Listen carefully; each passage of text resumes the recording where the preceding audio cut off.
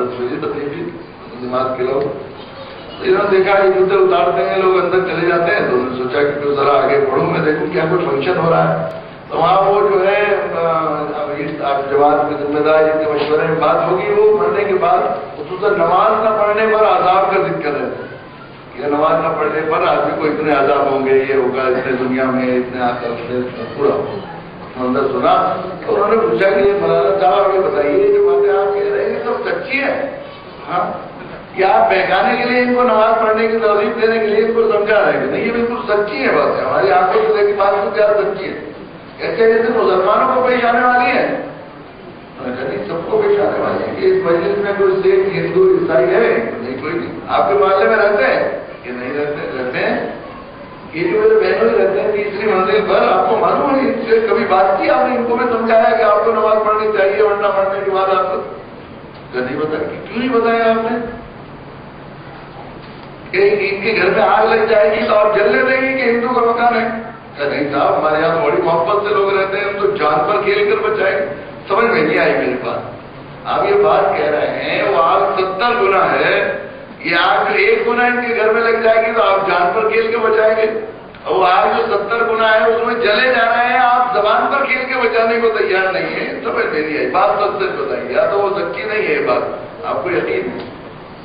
بہت جھنجھوڑا.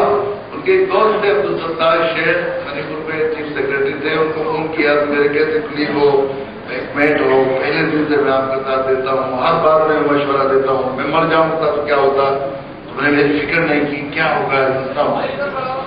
پھر انہوں نے بعد میں اسلام قبول کیا. ان کی کتاب پویتر قرآن میں مانوتا کی بات ہے، اس کے مقدمے میں انہوں نے لکھا ہے کہ اسلام کے تصور آخرت پر یقین کرنے کے بعد انسان کے دماغ میں ایک پولیس چوکی بیٹھ جاتی ہے تو اسے ہر وقت گناہوں سے، خواہشات سے، برائیوں سے روکے. یہ تصور آخرت کی بنیادی انسان کی زندگی کی چور. اللہ کے یہاں حساب دینا ہے، جو میں کر رہا ہوں ہر چیز مجھے وہاں دکھائے. سب ترین بڑے اجتماع میں ساری دنیا کے لوگوں کے سامنے ذلت ہوگی یا عزت ہوگی. اس سے جس دن لوگوں کے چہرے سیاہ ہو جائیں گے اپنے گناہوں کی وجہ سے، کچھ لوگ ہوں گے جن کے چہرے جو ہے وہ نورانی ہوں گے، چمک رہے ہوں گے 14 رات کے چاند کی طرح. وہاں ذلت کا اور عزت کا فیصلہ ہوگا. یہ تصور، یہ آخرت، یہ موت کو بھول جانے کی وجہ سے آدمی گناہوں میں مبتلا ہوتا ہے، خواہشات میں مبتلا ہوتا ہے. یہ دین حنیف جس میں انسان کی چولوں کو صحیح کرتے ہیں، خصوصاً گناہوں سے روکنے کا انتظام کیا ہے. اس نے ایک بڑا انتظام یہ ہے کہ موت کو یاد کرنے کے سلسلے میں بہت زور دیا. اچھا کہ حدیث میں آیا ہے جو شخص 25 مرتبہ اپنی موت کو یاد رکھتا ہے دن میں، اس کی موت شہید شہادت کی موت ہوگی. حضرت صدیق صاحب رضی اللہ عنہ بڑی پیاری بات فرمایا کرتے تھے، موت کو یاد کرنے کا مطلب یہ نہیں وظیفہ تسبیح لے کر موت گھٹنے کا مطلب نہیں. موت کو یاد کرنے کا مطلب یہ ہے کہ جس طرح مقدمے کی تاریخ کو آدمی یاد کرتا ہے تو یہ نہیں پڑتا 26 جولائی 26 جولائی 26، یہ اس طرح آدمی کرتا، بلکہ کیا کیا گواہی کتنی ہوگی، جرمانہ کتنا دینا پڑے گا، جج نے یہ پوچھ لیا تو میں کیا جواب دوں گا، اس طرح یاد تیاری کرتا ہے نا. یاد کرنے کا مطلب تیاری کرنا.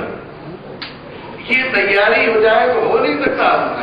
صورت حال اس کی ہو جائے گی، جتنا زیادہ آخرت سامنے ہوگی اتنا زیادہ حساس زندگی گزارے گا.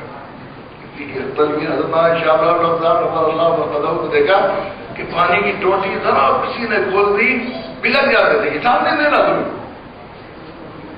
ہمارے یہاں جو دارالعلوم شروع ہوا تو ایک ملا محمود استاد، ایک شاگرد حضرت شیخ الہند جو استاد تھے حضرت مولانا محمود صاحب کے 2 بچے نومری میں ایسا گھروں میں تربیت دی گئی تھی، ایسا موت کا یقین دل میں بٹھایا جاتا تھا. یہ زمانہ تھا اس زمانے میں کہ وہ ایک بچہ بھائی بڑا آگے جا رہا تھا، چھوٹا بھیا پیچھے سے جا رہا تھا دوڑے ہوئے کسی کام سے، ایک چھپر میں سے 3 کا توڑ لیا بڑے بھائی. تو چھوٹے بھائی رونے لگے، بھیا حساب نہیں دینا تم نے، کس جو ہے بے فکری سے چھپر کا 3 کا توڑ لیا، اللہ کیا حساب نہیں دینا تم. یہ موت کو بھول جانے کی وجہ سے ہم یہ جو نشہ ہے شہوات کا، یہ برائیاں 2 طرح کے گناہ ہیں. ایک ہے نفسانی گناہ، ایک شہوانی گناہ. اسلام نے تفصیل کی. ایک وہ گناہ ہے جس سے جو ہے جس کا اثر، جس کی برائی، جس کی خرابی، جس کا فساد متعدی ہوتا ہے. ایک وہ گناہ ہے جس کا نقصان صرف انسان کو ہوتا ہے، اسی کو کرنے والے کو ہوتا ہے، اس کا فساد اور اس کی دنیا بھی مضرت بھی اسی کو ہوتی ہے. بہت سے گناہ ہے جس سے شروع ہوتا ہے، دوسرے کو تحریر پیدا ہوتی ہے، متعدی دوسرے کے ساتھ کا تعلق، ان گناہوں کے لیے اسلام نے اور زیادہ سخت انتظام کیا۔ اس میں سب سے اہم چیز یہی ہے، بنیادی چیز یہ ہے کہ حساب، جزا اور سزا کا تصور۔ حضرت وزیر الفت نور اللہ مرقدہ بڑی اہم ایک حکایت سنایا کرتے تھے بار بار اپنی مجلسوں میں۔ ایک اللہ والے تھے بڑے حکیم، ان کی خدمت میں لوگ آیا کرتے تھے، اللہ والوں کی صحبت میں بیٹھ کر ظاہر دنیا داروں کو، بے چین لوگوں کو چین ملتا ہے، لیکن نیک لوگ، نیک بندوں کی ایک زمانہ صحبت بے اولیاء بے درد سلسلہ صاحب دے دیا۔ تو ایک نواب صاحب ان کی مجلس میں بیٹھتے تھے، وہ دیکھتے تھے کہ حضرت پان نوش فرماتے ہیں اور پان میں گولی کھاتے ہیں روزانہ، تو ذرا گولی نکالتے دیکھتے روزانہ، تو ذرا لالچ سے اور عشق سے دیکھتے تھے کیا اچھی گولی ہے۔ حضرت نے ایسی تربیت مقصود ہوتا ہے، تو حضرت نے کہا کہ کیا کھاؤ گے پان؟ گولی بھی دے دو، یہ طاقت کی گولی ہے۔ تو گولی ایک دے دی، اب گولی دے دی تو جناب وہ کھا لی انہوں نے، تو ایسی شہوات کا غلبہ، اس قدر ہیجان بہت مردان کی کتنی زیادہ تھی کہ 4 بیویاں تھیں، کبھی ایک سے ملتے تھے، کبھی دوسری سے ملتے تھے، کبھی تیسری سے ملتے تھے۔ حضرت نے جو خانقاہ بنائی ہے، کیا روزانہ گولی کھاتے ہیں؟ ایک گولی تیار ہو گیا، یہ حضرت کچھ نہیں ہے، یہ تو انہوں نے چولہا باندھ رکھا ہے، اور یہ تو بس ایسے آدمی ہیں ویسے آدمی ہیں، فحش ہیں جائش ہیں، اس طرح کے ہوتے ہوئے چلتے رہے۔ 1-2 دن مجلس میں نہیں گئے، بے چینی تو تھی اس مجلس میں، خاص طور سے اللہ والوں کی مجلس کی جو گناہ تمانیت ہوتی ہے اس کی کا چسکا لگ گیا تھا، تو سوچا کہ چلو جا کر دیکھتے ہیں، بتائیں دیکھیں کیا ہے، گہرائی سے غور بھی کرنا چاہیے، کب اور دیکھتے تو نہیں کبھی کوئی عورتیں آتی ہوں یا کوئی آتی ہوں، ایسے کیسے اپنا گزارا کرتے ہیں، اتنی قوت کو برداشت کیسے کرتے ہیں، اتنے ہیجان کو، اتنی شیوانی قوت کو کیسے برداشت کرتے ہیں۔ تو پہنچے وہ، یعنی کیا بات نواب صاحب کئی روز سے دکھائی نہیں دے کہ حضرت بس ایسے ہی۔ اچھا ہوا، ایک بات میں کہنا چاہ رہا تھا، میرے دل میں اللہ نے یہ بات ڈالی ہے کہ میں آپ سے کہوں کہ 40 دن بعد آپ کی موت آ جائے، تیاری کر لیں۔ حضرت 40 دن؟ حضرت کل 40 دن کیا 40 دن؟ حضرت میں نے تو ابھی کچھ بھی نہیں کیا، بچے بھی میرے بڑے نہیں ہوئے، یہ بھی نہیں ہوئے۔ نہیں حضرت، میں خدا تو ہوں نہیں، مجھے کوئی عالم الغیب بھی نہیں ہوئی، یقین سے بات کہتے ہوں کہ 40 ہی دن ہے۔ 40 دن تو بہت ہوتے ہیں، جو گناہ ہے ان سے توبہ کر لیے، جو حقوق ہے ان کو ادا کر دیجیے، اور اپنے راج کام کی ذمہ داریاں کسی سونپ دیجیے بڑے بیٹے کو، ابھی تو کچھ تو جوان تو ہو گیا ہے۔ انہوں نے کہا کہ نہیں حضرت، نہیں حضرت، کہ بھائی میں کہہ نہیں رہا، ہو سکتا ہے زیادہ دن ہو، مگر میرے دل میں یہ بات آئی میں آپ سے کہوں۔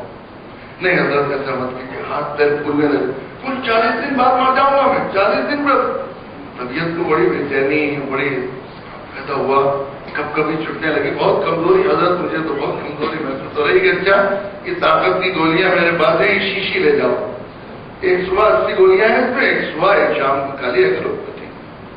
وہ لے جا کر انہوں نے، بیوی صاحبہ نے دیکھا ہوش خراب ہو رہے ہیں، چہرے کا رنگ سب ہو گیا ہے، کیا بات ہے، کیا ہے تمہیں اپنی لگ رہی ہے؟ میری کچھ زندگی 40 دن رہ گئی۔ کیسے کہ حضرت نے بتایا، حضرت کوئی خدا تھوڑے ہی، کون جانتا ہے کم ہوتا ہے؟ کہ بیوی نے کہا ارے تجھے کیا معلوم، میں نے دیکھا کتنی مرتبہ جو بات کہتے ہیں وہ پوری ہو جاتی ہے، اگر ہو گئی پوری تو کیا ہوگا؟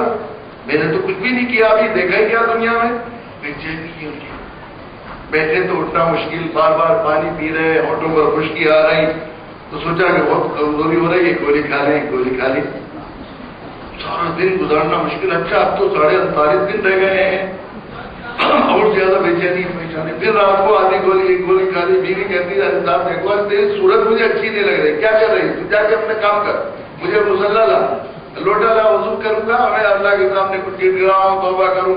ظاہرات ہوتے رہے، کسی طرح صبح کے وقت نیند آئی، نیند آتی نہیں زندگی کی وجہ سے، اب تو 39 دن رہ گئے، 38 دن رہ گئے، تو اور زیادہ کمزوری، اور زیادہ بے چینی۔ کسی بیوی کی صورت دیکھنا تو کیا، نہ دربار میں جائیں، نہ راج، نہ کاج، کچھ بھی نہیں کرے۔ جیسے جیسے دن کم ہوتے چلے گئے، ہوش خراب ہوتے چلے گئے۔ اب ایک دن رہ گیا، 39 دن ہو گئے، بالکل سوکھ گئے، برا حال ہو گیا۔ جب اللہ کے یہاں